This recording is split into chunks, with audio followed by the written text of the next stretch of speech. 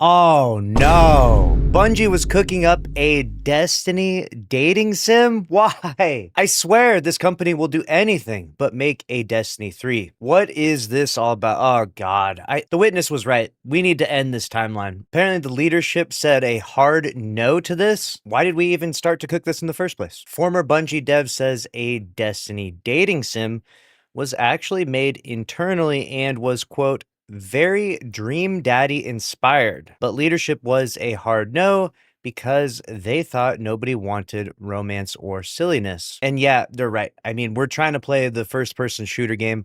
We're not trying to play this weird Gooner Dream Daddy game that's like super unusual, we will say. A former Bungie developer says a Destiny dating sim was made internally, inspired by Dream Daddy. If you don't know what that is, that's because you're normal. Give me a breakdown of what Dream Daddy is. It was a dating simulator that released in 2017, and you play as a single dad who moves to a neighborhood with his teenage daughter Amanda and discovers that most of the other dads in the neighborhoods are single and available to date. And you guys wonder why the game turned to complete shit, right? Like, I can't stress this enough when I talk about this topic that it's this exact team that led to the death of Destiny 2. And some people still believe that they want a Destiny 3 made by this version of Bungie. I can't stress it enough that we need a whole new team. We need new eyes on the project that is Destiny, because these guys have completely lost the plot. Bungie's Destiny franchise has had a lot of strange and unexpected ideas over the years, talking about you, Marathon, but also Genshin Impact inspired spin-off codenamed Payback. That one wasn't too bad, okay? Genshin Impact was a really successful game.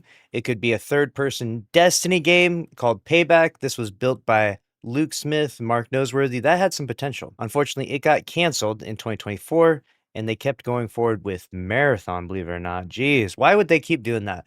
Why did Marathon was better than this? I doubt it. I would love to see this get the green light and go forward, and Marathon stays in the shadows. But one of the most surprising ones is still the dating sim. Back in 2024, it was revealed that Bungie had made some kind of Destiny dating sim internally during game jams.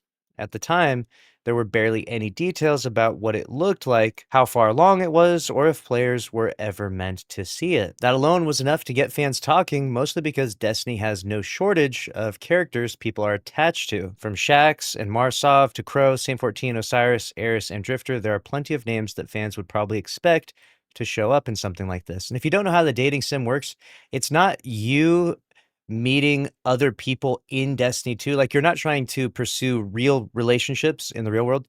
You are pursuing fake video game relationships, right? It's the type of thing that is not suitable for the mentally well adjusted. You are literally going to go into the game and romance Mara Sov, and that's the premise of it. Or Anna Bray, or Hawthorne, or whoever you want, right? Very, very weird stuff, I know. Now we have a little more information on this front.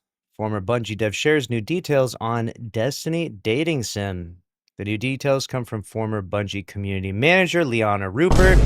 Oh no, here we go. Who shared more about the project on X after someone asked Bungie to, quote, give us the dating sim we deserve. According to Rupert, the team actually did make one internally, but leadership was not interested in moving forward with it. The reason, she says, was that leadership believed players did not want romance or silly side content in Destiny. Rupert also said the project was inspired by Dream Daddy, the popular dating sim where players romance different dads. I really think that the more you deep dive into Bungie's culture and where they were going and how much they changed from the original iteration of Bungie to where they landed on their death day, which I guess technically they're still operating right now, but I mean, let's be real. Let's go look at Marathon today. Marathon's pulling 6,000 players at the time we're recording this. It ain't going to be here much longer. And it's my genuine belief that the reason why Marathon didn't land well and the reason why Destiny has struggled, at least in part, is because the culture at Bungie has changed drastically, and they're not especially focused on making the best product and the best game possible.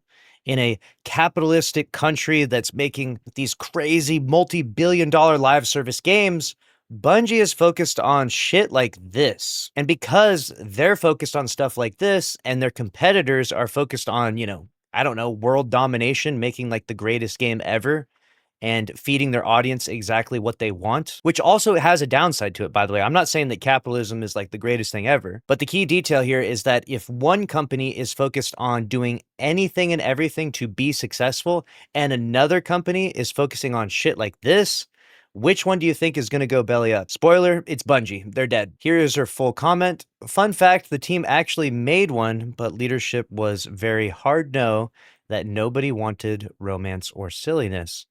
Very Dream Daddy inspired, laughed my ass off. It was fun getting to be a small part of it. Though we do not know if Rupert is talking about the same game jam dating sim that was previously reported, or if this was a different internal project that went further than fans first thought. I'm sure it's the same one, let's be real. In other news, Bungie is reportedly getting ready for a massive round of layoffs.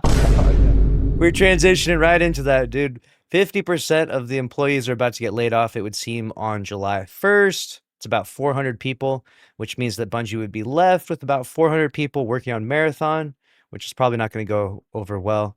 Eventually, that will probably shut down, and then Bungie will have exactly 0 employees, which is really sad. It's really sad that the company that once made the definitive shooter game to the world, they delivered Halo to us, dies on this, with a Dream Daddy dating simulator being one of the final articles talking about them. Other reports have also claimed that Destiny 3 is not currently in active development, leaving the future of the franchise unclear beyond Destiny 2, remaining playable. Bungie has not officially confirmed the reported layoffs or any Destiny 3 plans. Like we mentioned before, Destiny 3 is a project that it's a big one and it's a big risk. And Sony has even mentioned that they did not like the culture at Bungie. What that means specifically, we don't know, but clearly Sony believes that Bungie 2 has also lost their way, that their focus when it comes to game development isn't on the things that are going to prove fruitful. They're going to make weird games and do weird things in their games that are going to drive people away because they, as a group of people, have unfortunately or fortunately, I mean, maybe they like being weird, but they've gotten a little too weird. They've gotten a little too wacky. You started this game and it was kind of like sexy, futuristic, space alien battles. We're killing the fucking hive, dude. We're fighting the Vex. We're shooting guns at everything. There's gigantic rocket launchers that blow up and more rockets explode out of the rockets. It's like that was Destiny, right? Like, just look at this. This is the Destiny live action trailer, the original impressions that the entire world saw about Destiny. What screams the culture that you see now at Bungie in this trailer? Watch this through.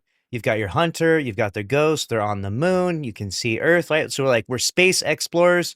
You got the American flag there, you've got the footsteps from the astronauts, right? We saw that cutscene previously. They've all got guns in their hands, they've all got armor. They're scoping this out. Gigantic rocket launcher, Gallahorn, boom. We've awoken the hive moment, right? This is awesome. Crazy, evil space aliens are running at you, and they're just sitting there thinking, all right, it's go time. We're going to completely gun everything down, busting out space magic. This is sick, dude. This is dude, that was awesome, actually. It's sick, fast-paced sci-fi. That's the focus of this IP. How do we go from this to what we just read? How? How is it possible? You lost the plot. Stick to this the whole time. If a Destiny 3 launches and it's not like this, if this isn't the promotional trailer for a Destiny 3, people aren't going to want it. I'm not going to want it. No one's going to want it, right?